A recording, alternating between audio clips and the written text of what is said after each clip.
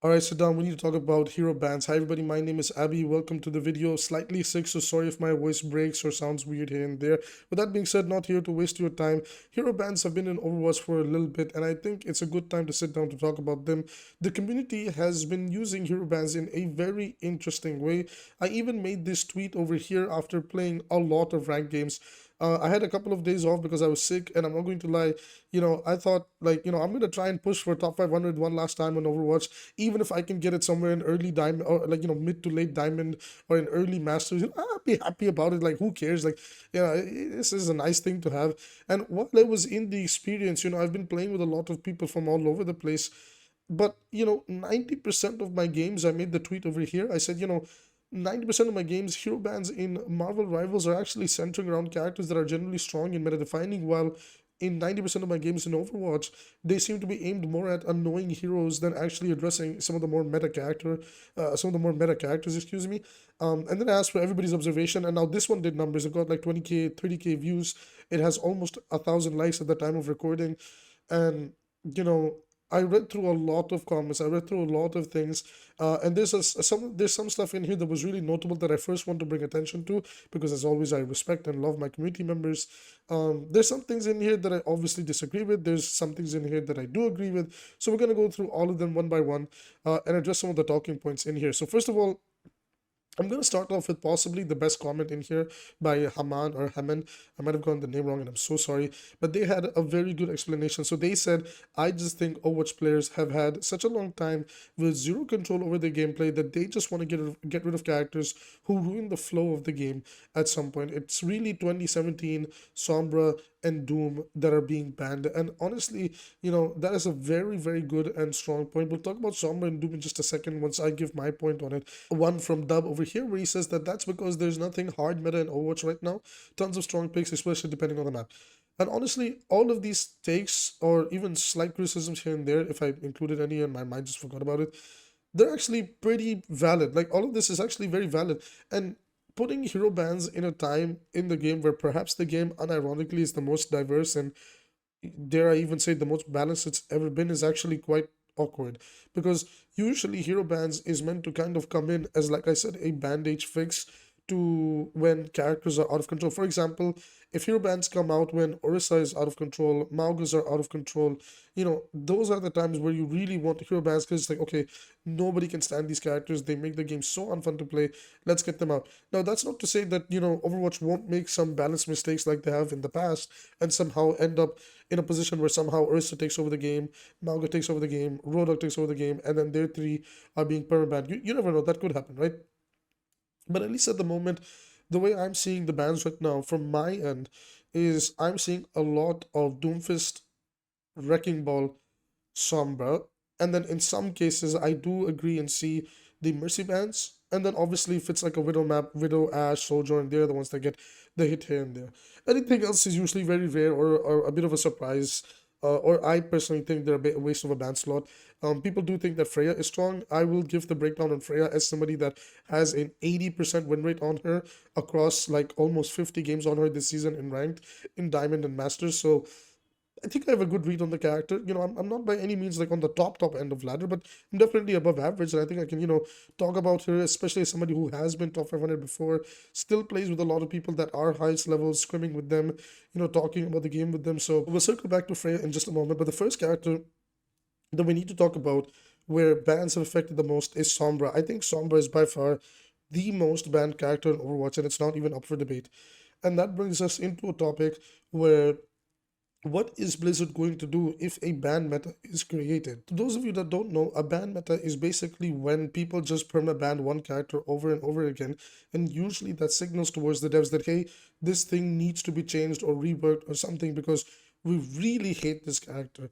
Now, I know a couple of people, and me personally as well, I'm also a Sombra enjoyer, and I know somebody who's very passionate about Sombra, and he's not necessarily very happy with how Sombra's been treated over time by the developers themselves, and also how the community has treated Sombra with the hero bans. He literally cannot play his own favorite hero.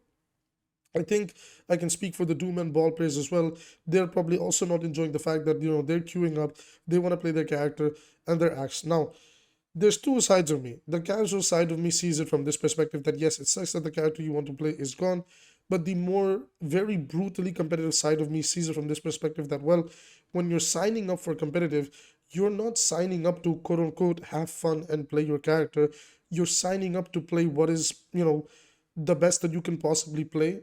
Arguably, it could be that one character that got banned, but also while having a hero pool of offerings to the rest of your teammates. Tanks are not allowed to one trick at all because they need a lot of different characters in order to counterpick the other tank, in order to adapt to the different maps and situations, etc. etc. DPS are also not allowed.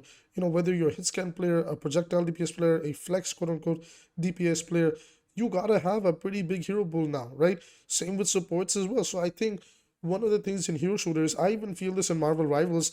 Man, in Marvel Rivals, I feel like I just have to play almost every DPS in the game to adapt to every scenario. Like I actually think Rivals' DPS role is 10 times harder than Overwatch because in Overwatch you can actually make some picks work. In Rivals, like if a pick doesn't work, you need to swap and find value immediately on another character. Otherwise, that game is basically over. Although I know there's some people that might disagree with me, I'm gonna dig deeper into this in a future video. So please just give me a little bit and hear me out when that video comes out. For now, just take my point on face value. In the current season of Marvel Rivals, the impact of DPS is so high that you cannot mess up playing that role, right? But in Overwatch, you can mess up a little bit with DPS, and the carry, role, like the carry moments in fights is divided pretty equally right now across tank and support. Although an argument could be made that tanks and support still have a little bit more carry impact than DPS, but this is probably the closest they'll ever get unless they genuinely tone down certain abilities across the tank and support roster. That is not the point. Circling back over to Sombra, Ball, and Doom, since in my opinion, I think these are the top bans in the game, or at least in top 5, Blizzard is gonna have to stop beating around the bush when it comes to these characters. The number one thing that these characters have in common, right, is the fact that they strip the ability from the other player to play the game. They control that person's momentum. They shut down their ability to do something and really fight back. And that is where the frustration stems from. In Marvel Rivals, Spider-Man is basically the closest character that while he isn't meta, but because his entire gameplay style is all about shutting down your ability to interact with him unless you pre-scout him and then interact with him and everything, right? Only then can you make an argument that well, Spider-Man's not that bad compared to the other ones. However, when it comes to Sombra, I think Sombra is the easiest one that a lot of casuals say that, well, she's an invis, she hacks me, I can't do anything, she gets a free kill. A lot of people have cited that. You look at Doomfist, Doomfist used to be a very high skill ceiling, pretty expressive hero in terms of skill.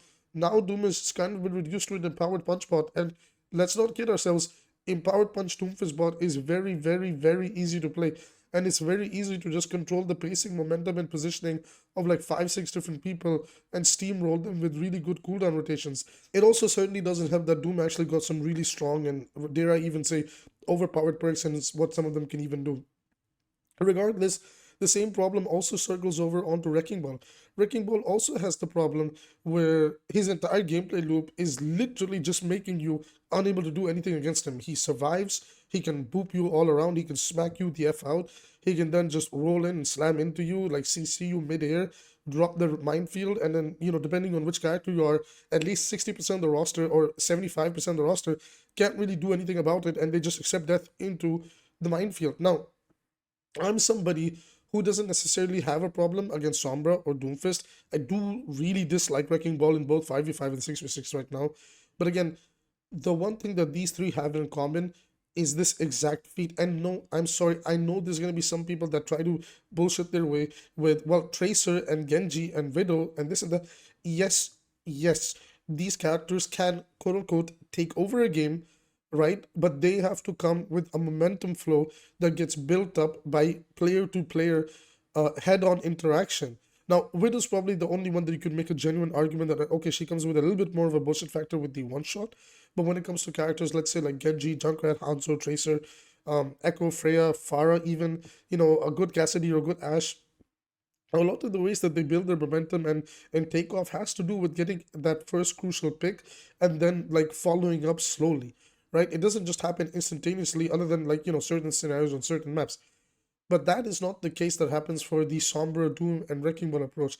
Their approach towards like the way that they take over a match towards the casual player, it feels instantaneous. It feels like there's nothing I can do about it. Now, again, realistically, if you're a semi-good player, you know that there's things you can do about it and you should be aiming to do it. For example, you could be going a lot of different counters for these different things, or you could be adapting your playstyle and positioning to fit the scenario better. A lot of people are not willing to do that. A lot of people are not even willing to counter swap. And at that point, it's just you've signed yourself up for getting defeated. Now, this is just my own personal sample size because I play both games and I love both games and I will always love both games. When I've been playing Marvel Rivals, I was about to say Marvel Snap, that's the card game. I play Marvel Snap and Marvel Rivals. In Marvel Rivals, what I have noticed is number one, the community in general is more aware of what the meta picks are and what they should ban outside of Spider-Man, right? And they are aiming to get out those Groots, they are aiming to get out those Emmas on certain maps, they are aiming to get out certain supports or certain DPS depending on the scenario or the player, right? Etc. etc. Overwatch is completely on the other side. There's almost like some 90% of the player base is like in agreement that yeah, we all equally hate these three characters because they all give us this one, similar type of feeling. I would say if there was a support that could ever rival this feeling that Ball, Doom, and Sombra brings, in my personal opinion, it would 100% be peak Brigitte number one. But number two, in the 5v5 era, if they were to ever break him, it would 100% be Life Weaver. But the only reason Life Weaver has not reached the status yet is because Life Weaver's kit has too much downtime. If they found a way to remove Life Weaver's downtime, in my personal opinion, Life Weaver would be one of the highest ban rate characters in the game. Because not only is he possibly the most forgiving character in the game by far, right? But the way his kit flows and functions and the skill ceiling on pedal platform, assuming that this is a Life Weaver that has no downtime or very little downtime, this character would be the end of Overwatch, right? This would be even worse than Peak Break. But this is assuming that they actually dealt with Life Weaver's problems, right? So what can they do about Doomfist, Ball, and Sombra? Well, there's two ways that things can go. Number one, they generally rework these characters into healthier states. I think it's high time that Doomfist gets back his previous kit and they actually adjust it to the with weaker numbers and allow him to be a little bit more of a follow-up character rather than an engagement-based character. The problem with DPS Doom, and they can even bring it back in DPS, problem with DPS Doom was the numbers on everything he did. They never once tried to address his numbers, right? And they always turned him into this engaged character. Like, no, you must engage. You cannot follow up. If you follow up, you lose your opportunities and everything. They can rework him and be smarter about it. They can do the same thing for Wrecking Ball. Although, honestly, I'm not going to lie. Wrecking Ball is a very, very, very difficult character to figure out. So he might sadly stay on that ban, area. Sombra, on the other hand, there's many ways that they could go about it, but I've always seen Sombra as a necessary evil. I've never ever had problems with the character. I even learned her in the past 2 years because I felt like I needed her for a lot of different scenarios in 5v5 especially. And then I think if worse comes to worse and we want to salvage Sombra, I think you humor the idea of Sombra being a support, move her into the support role, and genuinely rework her entire kit and make her like this hacking, supportive character that's all about disruption but from a different perspective. And then I think you have a very unique support design in Sombra. But all in all, what I wanted to discuss in Overwatch is it's so crazy to see that meta picks are not being banned more often than not. Like, I would argue, like, it's hard to say who is meta right now because the game is fairly balanced right now. As much as I maybe hate to say it sometimes, it is in a pretty damn good spot right now. However, there are certain maps where like, okay, we need to ban Sojourn and people don't. We need to ban Widowmaker and people don't. And then they ban something stupid like Mercy. They ban something stupid like this or that. And you're like, dude, we're actually throwing. And then you get rolled by that exact character. Also, if you choose to ban Sombra and you don't ban Doom and Ball by default, get ready to get destroyed by those characters in that game. The amount of games I've had on my journey back to top 500, hopefully soon, is insane, where people will ban Sombra and then they do not touch the characters that she's meant to control with Doom and Ball, and then in that lobby the enemy team will have a Ball or Doom player, they server admin the shit out of us, we get destroyed, and people sit there and wonder how are we supposed to counter Ball and Doom. But I digress. These have been some of my personal first observations of how the hero bans is working. And that brings me to the question that might be in the title. Is hero bans a failure in Overwatch? Was it a failure in Marvel Rivals? But I'll talk about the Rivals part like in another video. I don't think, by the way, I think it's a success in Rivals. So we'll get to it later in another video. But in this video, I have to come up with an answer for Overwatch's case. I don't think hero bans is a failure in Overwatch just yet. I think it has come out in possibly in one of the worst patches it could have come out in, because the game is actually very healthily balanced. A lot of the game is actually a lot more map dependent and sometimes even personal comfort pick dependent than it is on what is meta right now. A lot of things can work and a lot of things also cannot work depending on the scenario. So it is really hard to say, did hero bans fail Overwatch, or is hero bans a failure in Overwatch? I don't think that's the case, but I do think it is so bizarre and odd to see Sombra, Doom, and Ball be banned this much. And I really hope that the people that enjoy these characters can enjoy them again, because nobody deserves to sit there and like, oh, I can't wait to play my favorite character and I do want to play them in ranked and I just can't. Right? But to be fair to the other side of the community that is on the receiving end of this, their frustration is also just as justified being on the receiving end. I can understand it from both perspectives. So the only thing that is now left to be seen is Blizzard, what do you do next? Because this is the harsh truth. What do you do next? Are we going to stay in a place where Ball, Doom, and Sombra get banned? And let's be fair, despite our frustration with these characters, these are some of the most unique characters Overwatch has to offer outside of characters like Tracer, Genji, Echo, maybe even characters like Ana, Winston. Like these are some of the standouts that people find so attractive, which is why they have such dedicated communities and player bases. So, in my opinion, this is kind of now in Blizzard's ballpark. So, I don't think Hero Bans is a failure. I think it came out in the worst possible time it possibly could have. And it's completely on Blizzard right now to help figure out the situation with Fist, Ball, and Sombra. And I want to see how hero bans will work when we actually are in a meta where we're like, okay, they giga buffed Mauga, Hog, we need to get them out, and Orisa, and then the game's fun again. That's going to be very interesting. I want to hear more of your thoughts down below. With that being said, I will see you in the next video.